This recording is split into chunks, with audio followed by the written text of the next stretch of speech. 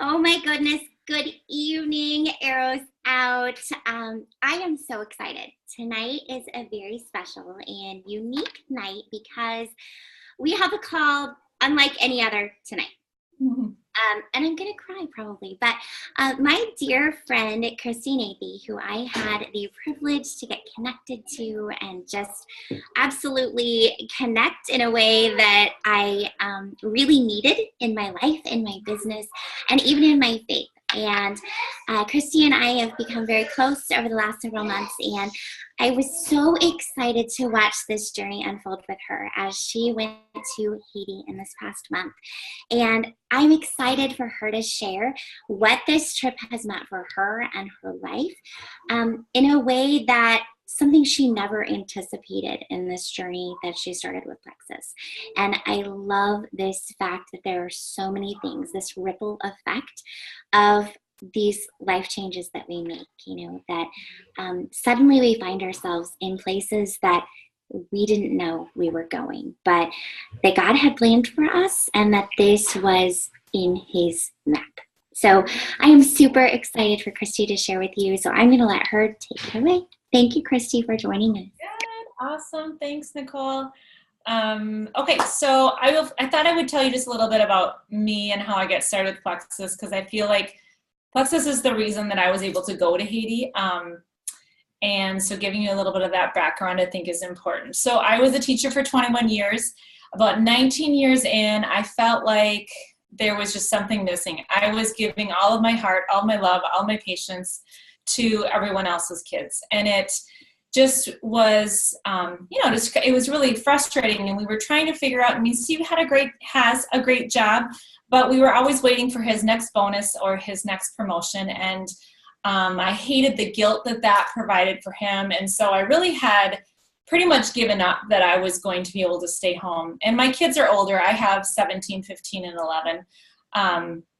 But still, as they reach those teenage years, you just want to be there. You need to be there because they're like into stuff. And you just want to be able to transport them and all that kind of stuff. You just need to be aware in a different way as when they're little. But so I kind of given up on that idea. And then what happened for us is our oldest, Greta, was struggling with some anxiety and some depression. And, when someone you really care about is struggling with something health and mental health, you stop what you're doing, you give everything you have. We were doing therapy with, a psychologist. We were doing brain mapping. We were doing all these alternative therapies. We were electromagnetic therapy. We were doing all these really different things. And as I'm sure you can imagine, that was not covered by insurance. That was completely out of pocket.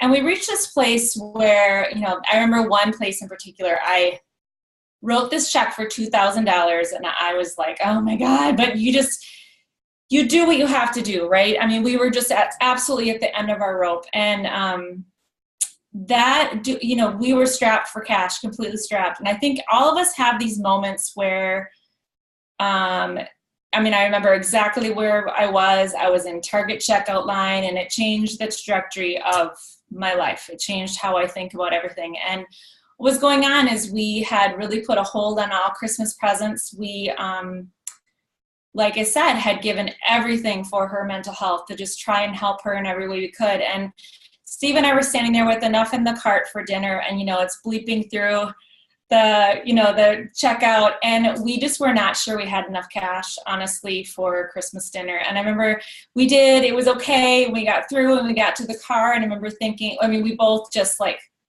lost it, right? We're like, how did we get here? How did we get to this place? And I remember thinking we, had a master's degree, a good teaching job. He had a great job. How do we end up in this place where we're completely financially strapped trying to just buy Christmas dinner, And I thought there's got to be something more, So fast forward about 6 months later is when I was introduced to Plexus, and was really looking at it for Greta. We were getting through, things were getting better with her anxiety, but it was, still, sleeping on our bedroom floor, 20 texts a day at school, trying to keep her in school. It was just a lot going on.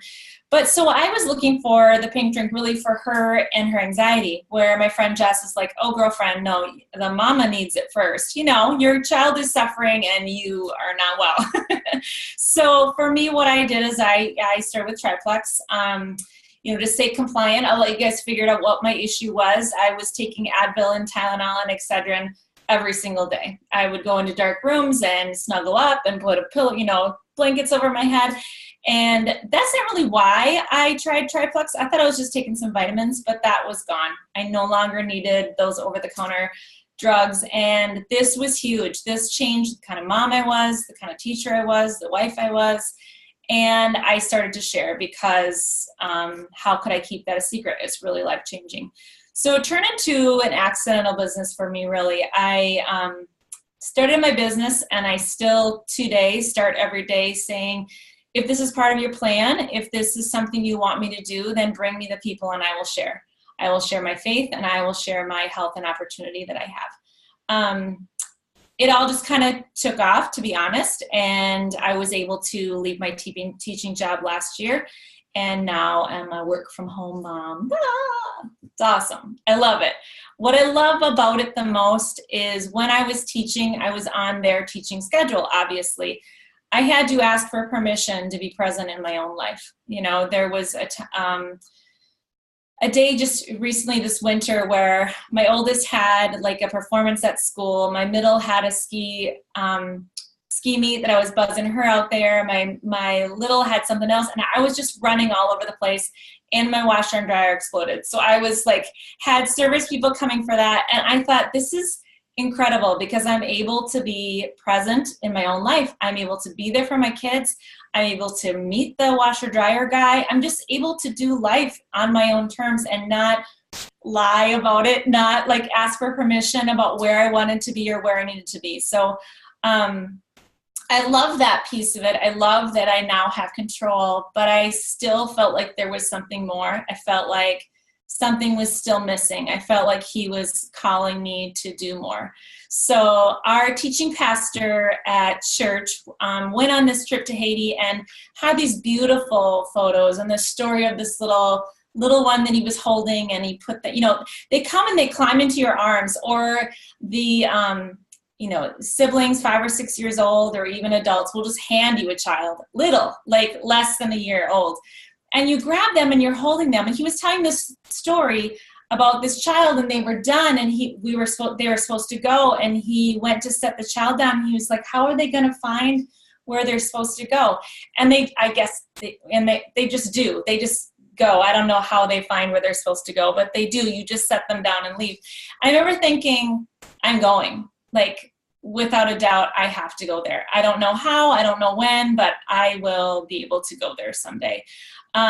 So truly, you guys, Plexus made that opportunity a reality for me. If I were still teaching, I wouldn't be able to take that time off.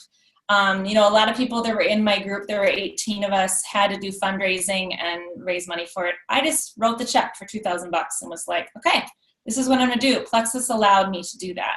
So I've been so grateful for, the financial flexibility that Plexus provides, the, time freedom, being present in my own life and being able to be where I want to be with my kids. But it's also pushed me to explore my heart, to explore my faith and the things that I say to myself, which I think are really huge things, but that's not necessarily something we, go out and say, oh, you need this opportunity because you need to learn about what you're saying to yourself and get into that personal growth. Like, that's not really what we go and sell it as, but that's truly what it's been for me. So I have this slideshow, and we'll see how it goes on Zoom, you guys. I'll give you the link also. To me, it's really makes me crazy when I watch it and it's glitchy. It might be glitchy for you, but I'll give you the little link to it because it's beautiful without the glitches.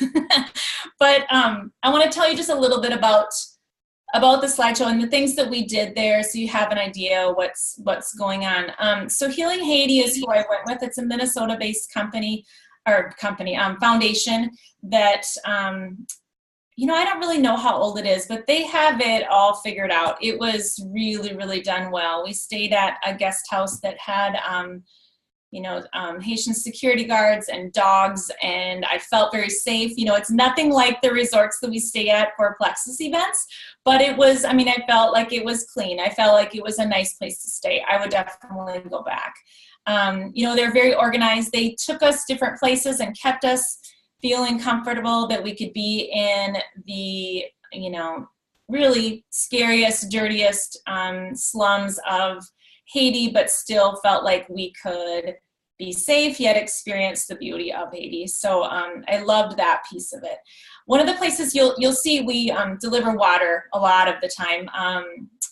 Two of the days I think we deliver water, but what they do is they have these big trucks that have 3,000 gallons of water, and the people just come with their buckets and any container they actually can find, and you help them fill them, and then you actually carry them out to their homes. And the security guards will only let you go so far. They'll kind of follow with you.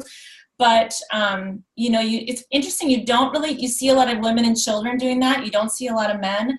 But when you deliver the water, you're in a place called Cité Soleil, and that is the poorest slum in all of Haiti. It is a community that's been built on a trash dump. They've just made, these tin shacks, or maybe they have like a tarp over, attached to other wall kind of things. But you weave through and you follow back into this dirt floor. They have no toilets. The children are mostly naked. They might have a shirt on possibly. But it's poverty like I have never experienced in my lifetime. A tap is like a taxi kind of. Really what it is, it's a pickup truck with a topper on it, and they cram inside and they actually pile on top. You'll see some pictures of it. They hang on to the sides and they hang on to the back. Our tap is like a really nice Mercedes compared to what they had, but you'll see the tap that we travel in. What's amazing is, they recognize the Healing Haiti taps, and when you come into the area, all the kids are screaming, "Hey you, hey you."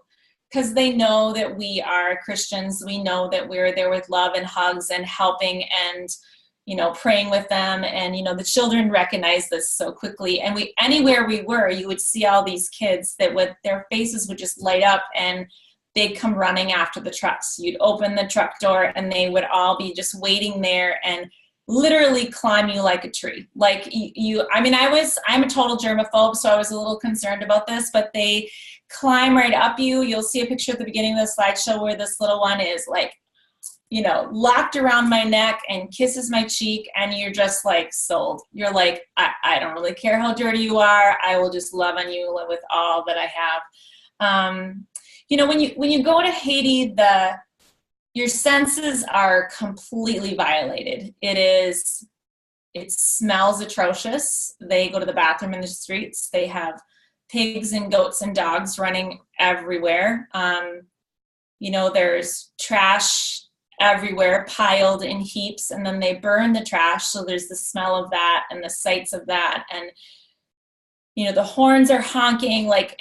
They drive like complete maniacs. And I remember thinking like, oh my God, it's just so violating. But what's amazing is by like the third day or so, I didn't see any of that stuff. Like I saw the beauty of Haiti. I saw the beauty of the people, and, just how happy they are, in a place that I would truly call hell. In Cité Soleil, if you dumped one of us off in there and it was like, see ya, we would think that we had died and gone to hell. But you're there, and these children have pure joy. They are so happy to see you, and it's just, that part of it's just amazing. But you get into it and you don't see the trash anymore. You don't smell the burning. You don't see the pig in the streets. Like, oh, there's a pig. Like where at first we're like, you just feel so violated, and by the end it's so beautiful. Like I cannot wait to go back. The people are just so beautiful. You will see us at an orphanage. We spent I think a day and a half at some orphanages, and 80% of the children that are in an orphanage actually have a family. The orphanages are not regulated, so they can really, parents will give their children to an orphanage thinking they're getting food and education and clothing, and they're actually being sold into, you know, slave labor or sex trafficking, or it's, you know, horrendous. But the places that we went was a good orphanage. Again, I mean, like, if we thought we were going to take one of our children there, we would be appalled. But they're very happy to be there, and But so the orphanage, I mean, that's a huge problem in Haiti, and they're trying to figure that out. But what I loved about Healing Haiti is they exposed you to different like companies or opportunities that they created jobs for people, and the jobs that they created, when they it's $15 a day is what they end up making, which sounds crazy, but that's enough to support 5 people. So they are making, you'll see pictures of, there's one place where they're making bracelets and coffee cups, and they have master potters, and they've trained all these people to really, I mean, like, this is one of the bracelets, beautiful stuff. I mean, I think I dropped like $200 at that place. I'm like, let me take care of some orphans. Oh my God, I'm buying everything in sight. There's another place where they have like these baggies of water for the kids, and they kind of just hand them out. You'll see children everywhere like sucking on like a little baggie of water. And then when the baggie's done, they just throw it to the ground. So there's another company that they took the baggies and they like iron them together and make it into these really cool bags. Like, I have a beach bag and I have a bag for my Bible study stuff. And so it was cool to see them, you know, people really creatively thinking about how to make businesses out of, you know, nothing, out of taking the tires from the hurricanes that are everywhere and making flip-flops, you know, just really, really creative people figuring out how to create jobs for these people. One of the other places we went to is the Home for the Sick and Dying Children, babies, actually. That was, for me, and I still get weepy about it, was the hardest place to go. You know, you go in, you walk into this hospital, and you can hear the babies crying. You know, you just like pray for help to like walk towards that. But as I walked in, there was this little guy, his name was Peterson, and he had like a bandage around his head, teeny tiny, like just maybe 15 pounds, itty bitty. But his head had all been burned, and you could see like the side of his face was burned. And, you know, I just held him and was able to feed him and sing with him. And he just, even that smallest bit of interaction, making eye contact, I mean, it was just awesome. And then you know, there's literally a room full. So you've got 50 babies in these cribs, all lined up, you know, in these rows, and they're all crying. And then you see the ones that are not crying, that have completely given up. That was awful. But you know, you're there, and you're there for maybe 2 hours, and you know, I put that little guy down because the others, I'm like, okay, I loved on him for what seemed like a long time. I got to get to these other ones, and you know, you just have one on each hip, and you know, then they literally you take the babies from you because it's time to go, and they want you out. And excuse my French, lost my shit at that point. It was just, yeah. When I was able to when I came home, I was able to come to terms with the fact that the kids that are there are the lucky ones. The children that are at that hospital, their parents have jobs, and they are being fed, and they can pay for the hospital care that they need. The kids that are not there are in Cité Soleil, and they're dying in a hut with a dirt floor, you know. I mean, when I was in Cité Soleil, I mean, the thing that I couldn't get out of my mind is, where do they have their babies? Like, I don't understand. Like, where they have their babies right there. They cut the umbilical cord with the rock. I mean, if they live, they live. If they don't, they don't. I mean, it's like, Anyway, leaving the Home for Sick and Dying babies was heart-wrenching, but that's the place I want to go back. Like if I will go back, but that I could go and mission trip and just spend my time at the hospital. It was unbelievable. You'll see some pictures of us going into the homes of the elderly. The average lifespan is 57. These people are much older, like in their 80s. What we do with them is wash their feet and massage their hands with lotion and bring food to them, sing with them and pray with them. Yeah. So what was really eye-opening to me is, I don't know about you guys, but what do you pray about? Like I pray that my kids are healthy. I pray that, you know, people are open to my reach out. I pray that I go senior ruby and emerald and, you know, I want to be a diamond, right? Like I pray for that kind of stuff, right? I mean, these people we're praying for, could you as a group pray that they deliver my food, the people that are supposed to deliver my food to my house? Could you pray that I can find faith? And I'm like, yeah, okay, I'll pray for you. And I need to like get my crap figured out because I don't have my prayers straightened out, you know? And I think not that there's anything wrong with what we do and what we're praying for, but I've changed it a little bit and changed my mindset about what it is I want to do with my money, I guess I would say, you know, after that experience. But the last day you'll see, we go to a resort. Again, not a Plexus resort, but it was a nice resort. It was fun. We relaxed and, you know, hung out in the ocean and had some good food and, you know, went back to that was our day of rest. And then it was time to go home. And it's funny, you know, it's time to go home and we didn't leave until 3 or 4 o'clock. And they said, well, you know, what do you want to do in the morning? And do you want to stay at the guest house or do you want to, and we were all like, let's do another water truck. Like we wanted to go back out and we didn't because when you go out to City Soleil, you come home and you literally strip everything off. You hose everything down. They wash everything with bleach. I mean, you hop right in the shower. It's not a clean place to be. So they're like, no, you're not hopping right in an airplane after you go back and do water truck again. So, but anyway, okay, I'm going to let you guys watch the video and I'll chat a little bit more at the end. So I'm going to screen share. Again, I apologize if it's glitchy, but I'll give you the, if that bugs you, I'll give you the, what you call it? You know what I mean? Link. All right, here we go.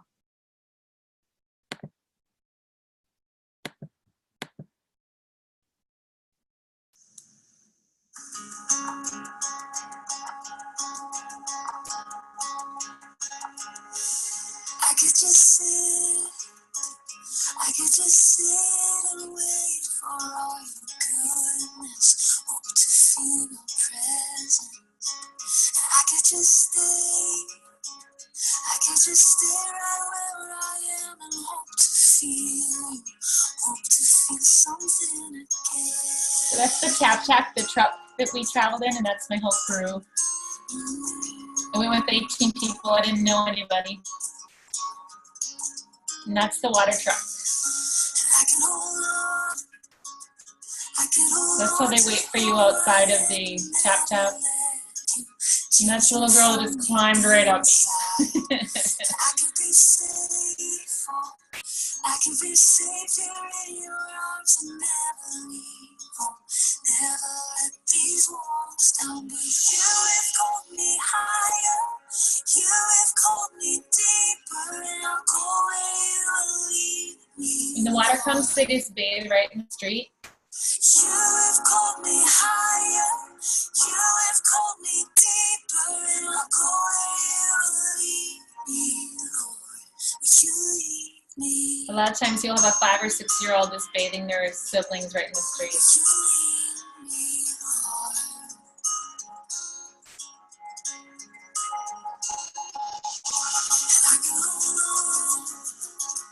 I can hold on to who I am and never let you change me from the inside. I can be safe. I can be safe here in your arms and never leave home. Never let these walls down. But you have called me high.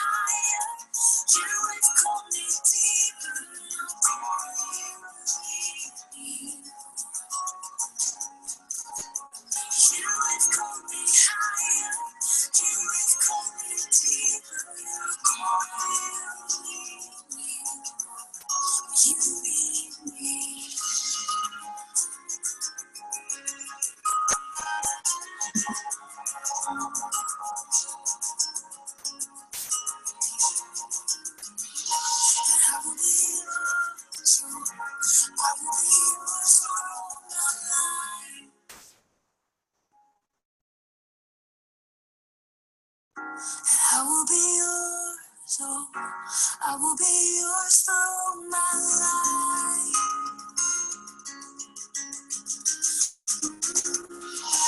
I will be yours, oh, I will be yours through my life. So that you never see. Oh, I will be yours, I will be yours through my life. So that you never see. I did pass before me, 'cause you have called me higher, you have called me deeper. I'm going with me, 'cause you have called me higher, you have called me deeper. I'm going with me, 'cause you have called me higher, you have called me deeper.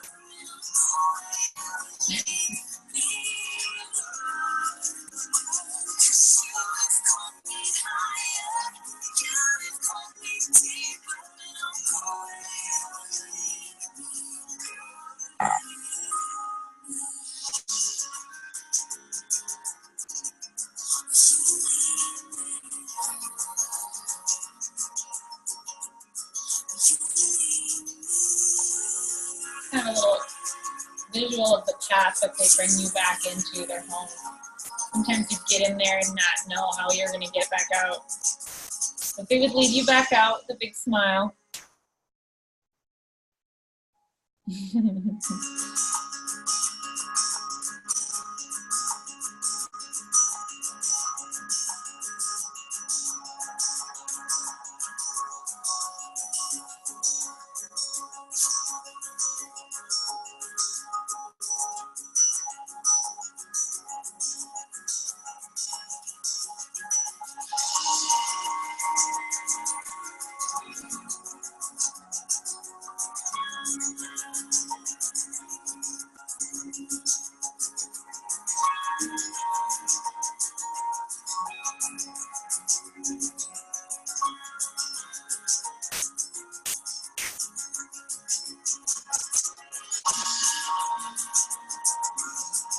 She was funny. She was this bossy lady that really wanted us to get into her house. This house would be like the nicest that any of us thought of.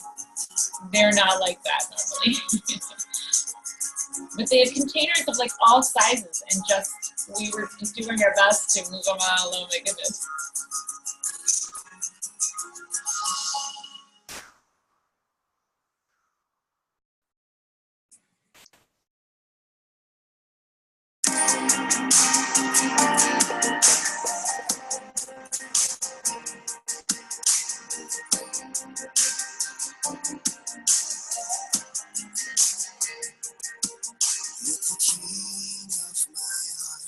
Be the mountain where I run, the fountain I drink from. This is the orphanage. Let the king of my heart be the shadow where I hide, the ransom for my life. Oh, he is my song. You are good, good.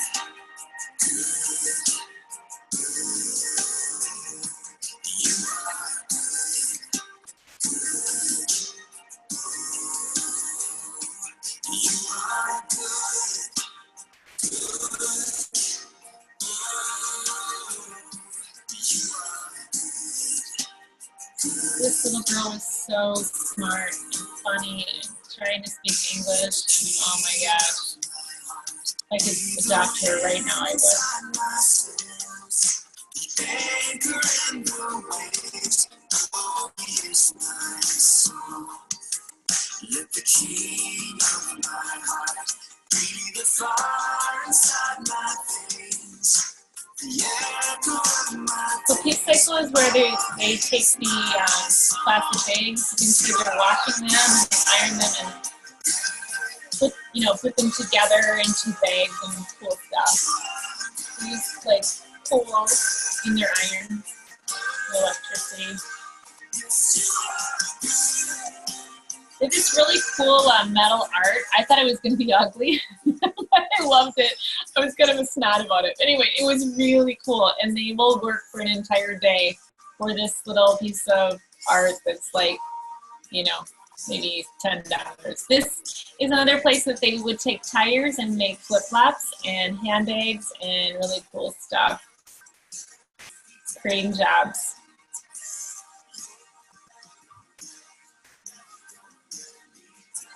Papillon is a place where they are creating jobs again for this. The owner of it went to adopt some children and realized that their parents were there and available, just couldn't, you know, provide for them. So they make these t-shirts and beautiful jewelry and pottery, and it's just an amazing place. They started with 15 employees. They have 300 now.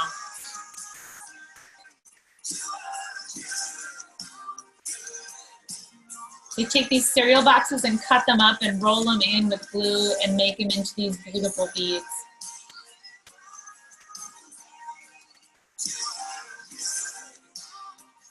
That is their makeshift barbed wire to protect people from coming in. This is one of the elderly homes where we were washing her feet.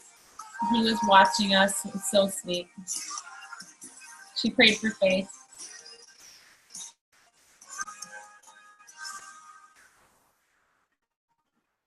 He wanted to be shaved. He was so funny. Okay, so she went to take a picture with him and went to kiss him on the cheek, and he turned into it. Took the opportunity for a little action.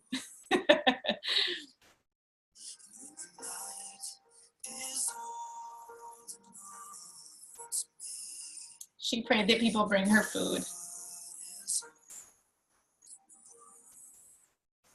This is Grace Village, the orphanage where they have 300 students in their surrounding area, but they also have some children that live there full time. 300,000 people died in the earthquake, and this is the mass grave. And part of Grace Village, they have a bakery, Fleury Bakery, that means to flourish. They are creating jobs there too for the Haitians. They have some that go out and sell the bread, some that work here at the restaurant. It was like the best pizza I've ever had in my life. This is the Fancy Schmancy Resort, which was beautiful. A contrast to what we had seen. What a beautiful name. What a beautiful name it is. The name of Jesus Christ. What a beautiful name it is. Nothing compares to this. What a beautiful name it is. The name of Jesus. That's their tap tap. That's ours. Jesus, you brought heaven down. My sin was great, till love was greater. And that's like our gate into our, where we stayed in our guest house. We felt protected and felt safe there. You know, coming home, it was really hard. It still is hard. I have to just give myself quiet time quite often, to be honest. It was hard for me to concentrate. The contrast is really blinding, I would say. It's overwhelming, the amount of help that they need and the amount of abundance that we live in. But I realized that I can be the hands and feet right here, right now. With this Plexus opportunity, we have our own way of serving others. We are sharing health. Is there anything more important than people being healthy like that? There's nothing more important than that. Sharing opportunity, people to be able to provide for their kids and be there for their kids and just take care of their families. And I think, you know, I love so many things about Plexus. I I would love to be on stage with that $3,000 check or however much it is. I love the earrings and the bags and the trips and the stuff, but sometimes I feel like that's not me, and do I really fit into that? I'm not sure. But I'm realizing that my job is to serve, my job is to give back, my job is to leave a legacy and share who he is and share his love, and again, just be the hands and feet in my work, be the hands and feet in the way that I can serve. So I'm super grateful. I would not have been there if it hadn't been for Plexus. I would have still been teaching, and it was by far the best experience of my life. Of course, is your wedding day and the birth of your children and that stuff, but it's just such, you go there thinking you're going to serve, and you feel served. You feel like they gave to us, is how I would say it. So excited to go back, excited to take more people with me, excited to, make a difference. I don't know that it's so much about wanting that Louis Vuitton bag. I think it's about how can I go and sponsor a stinking classroom? What can I do? So that's my story. Was it glitchy? Was it like, no, good. It's beautiful. Yeah. So that's my story, ladies. Kristi, thank you. Yeah. For taking the time to share your heart and just share your story. I know that you're a beautiful light in my life, and I love that you are finding your voice to share that with so many, because that's truly what I feel like you were made to do. And I wanted to do this and to share your story because so often I think we do get bogged down by the people that want this or that, and maybe you're not looking to leave your job. Maybe you're not looking to stay home with your kids. Maybe you're not looking for a bigger house or a fancier car or a more expensive bag or paying for college. Maybe that stuff's not what worries you. Maybe the titles and the stuff isn't where it's at for you. Maybe it's about creating this legacy. Maybe it's about being the hands and feet. Maybe it is about giving back to people that know so little and yet have such joy. To see the joy and happiness on their faces when you sit there and think. If they can find joy in that place, in a place I would call hell, like I can find joy right here. And I can help my team find joy, and I can help, it's just, and maybe our service is just sharing this product and opportunity. I mean, I don't know that I looked at it that way before I went, but he wants us to serve, but it might be right here, right now. You don't have to go to Haiti. You don't have to go to those places. There's people that are broken and sad right here. So, yeah. Absolutely. And I love that about you. I love that about your journey. And I love that about this opportunity, this community, and just this beautiful tribe that we're a part of, that we have so many different points of view, that perspective that it brings. And I think just that strength of character and that yes inside of you, because you and I had talked that was something that you had never thought that you would see yourself doing. I would never see myself doing it, but I find that pull for myself now. And that's something that this journey brings about in us, is that discovery in ourselves and that strength and that fortitude to extend beyond our normal boundaries and that comfort zone. So yeah, totally. Absolutely beautiful. Thank you, Kristi, for taking the time to share. I certainly appreciate it. Thank you all for being on the call. I know I've had several that have asked me they couldn't be on the call tonight. I am recording the call. I will share it on the team page. And please share this with anyone on your teams that may be looking for a different meaning, a different journey. Maybe they haven't quite found their why yet. And I think this is a great journey to discover what else is possible beyond maybe those colors that we talk about. Right. So thank you so much. Thanks for letting me share. Love you, girl. Thanks, guys. Good night. Bye.